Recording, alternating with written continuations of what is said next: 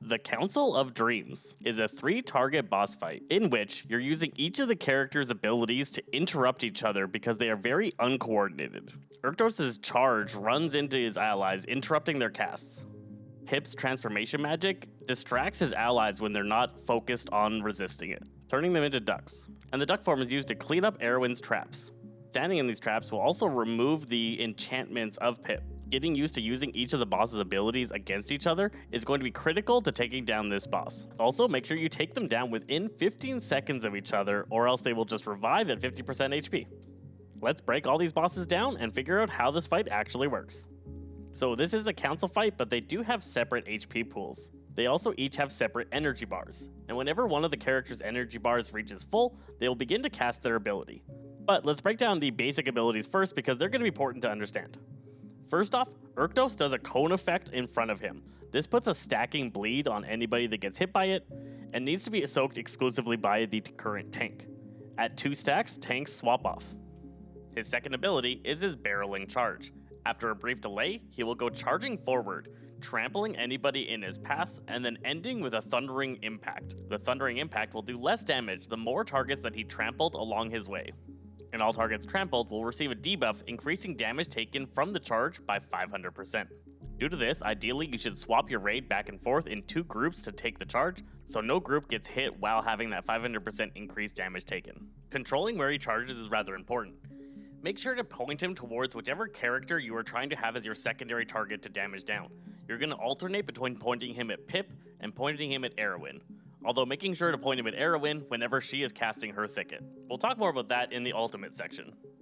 Aerwynn's first move is Noxious Blossom.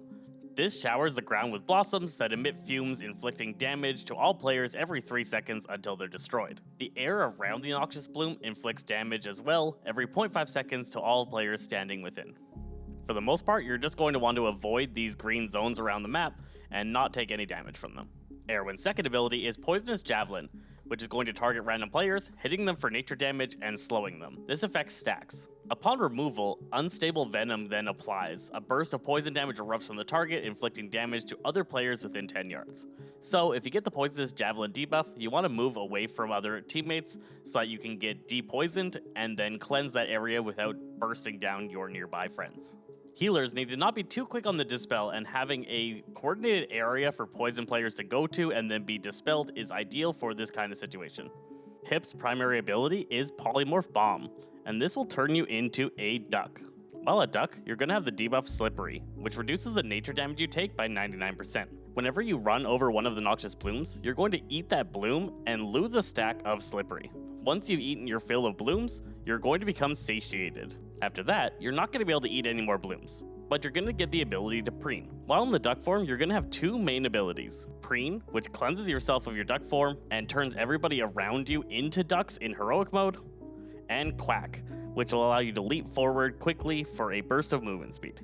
Anyone that gets the duck form just needs to quickly rush around, gather up the blooms, and then turn themselves back into a person away from everybody else so you don't turn everybody into a duck. Duck bombing the group can be a great way to wipe the raid.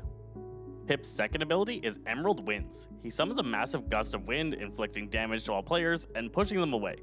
This is just a standard push away mechanic. Running inwards will resist the push but will interrupt any of your casting. Whimsical gusts will spawn around the area in heroic mode, dealing damage to players that get knocked into them. So you're going to have to run away from the winds while not getting hit by the tornadoes. Next up, let's talk about the ultimate abilities that get cast when each of the targets reaches 100 energy. This will go in order: Urctos, then Aerwynn, then Pip.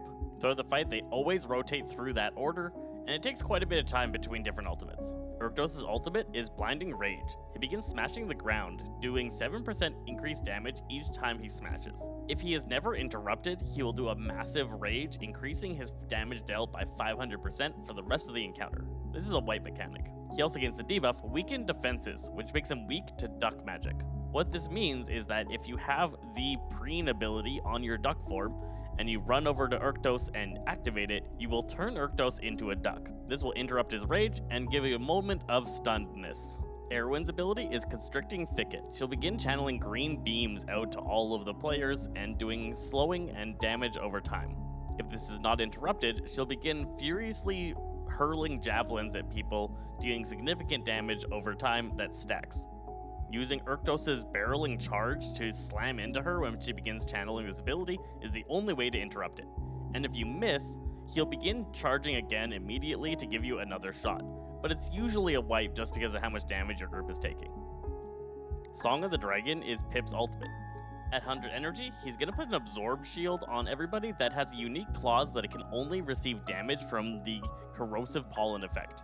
After 20 seconds, if anybody still has this shield, they're going to take 74,000 damage every second and be stunned for 15 seconds. To remove this, all players need to go and find some of the green poison plants on the ground and go stand in them until your shield breaks.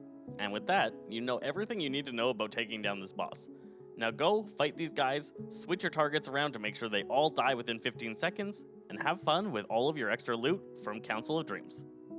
I hope this guide helped you figure out how to take down this boss, and if it did, don't forget to give me my like and subscribe. I'm Zesty Phresh from Saza Games, and we'll catch you guys next time.